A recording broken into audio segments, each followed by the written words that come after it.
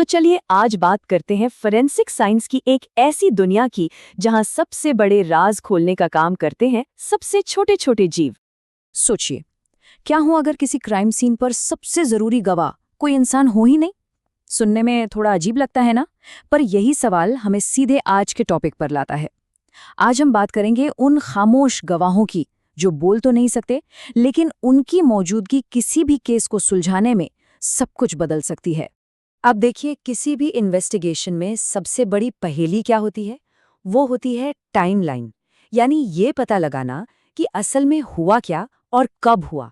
और इसमें सबसे जरूरी सवाल होता है कब, मतलब मौत का सही वक्त जानना।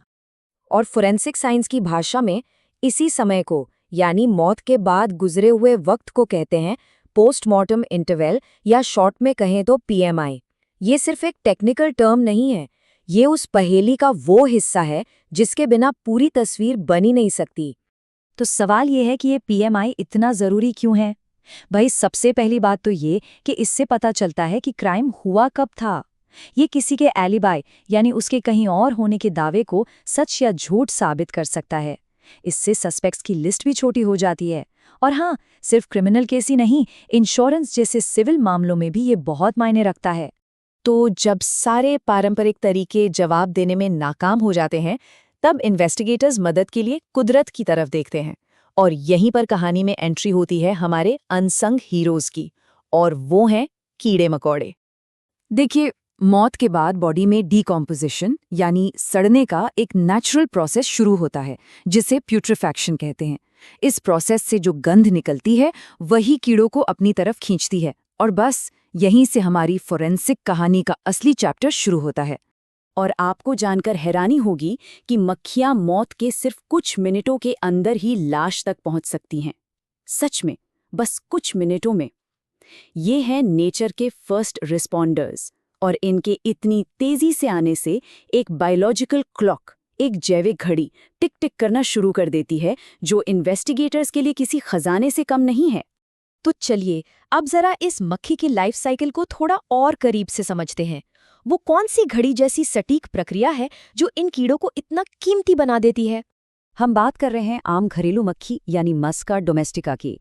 इसकी पूरी लाइफ साइकिल के 4 स्टेज होते हैं। पहला, अंडे, जो मोती जैसे सफ़ेद और बहुत छोटे होते हैं। फिर 8 से 24 घंटे में इनसे लार्वा या मैगट्स निकलते हैं। इसके बाद 3 से 6 दिन में ये प्यूपा बन जाते हैं, जो गहरे भूरे रंग के होते हैं। और फिर अगले 3-6 दिन में एक एडल्ट मक्खी बाहर निकलती है। ये हर एक स्टेज फोरेंसिक घड़ी की एक टिक टिक की तरह है। और पता है, एक अकेली मक्खी एक बार में कितने अंडे दे सकती है? 120 से 150 तक। जरा सोचिए, इतने सारे अंडों का मतलब है कि ये बायोलॉजिकल प्रोसेस बहुत बड़े स्केल पर शुरू हो जाता है। सबूत ही सबूत। तो ये जो बायोलॉजिकल घड़ी है ना, ये मौसम से भी प्रभावित होती है। जैसे गर्मियों में ये पूरी लाइफ साइकिल सिर्फ 5 से 6 दिन में पूरी हो सकती है। वहीं सर्दियों में यही प्रोसेस धीमा होकर 8 से 20 दिन तक ले सकता है। और एक एक्सपर्ट इन्हीं सब बातों को ध्यान में रखकर पीएमआई का सही सही अंदाजा लगाता है। लेकिन कहानी यहीं खत्म नहीं होती। ये कीड़े सिर्फ टाइम बताने वाली घड़ी नहीं है।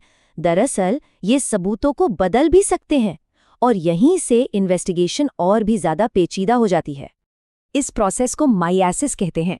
इसमें होता यह है कि मक्खी के मैगोट्स शरीर पर पनपने लगते हैं, और ये सिर्फ टिश्यूज को खाते ही नहीं, बल्कि ऐसे पावरफुल एंजाइम्स भी छोड़ते हैं जो सड़न की रफ्तार को कई गुना बढ़ा देते हैं।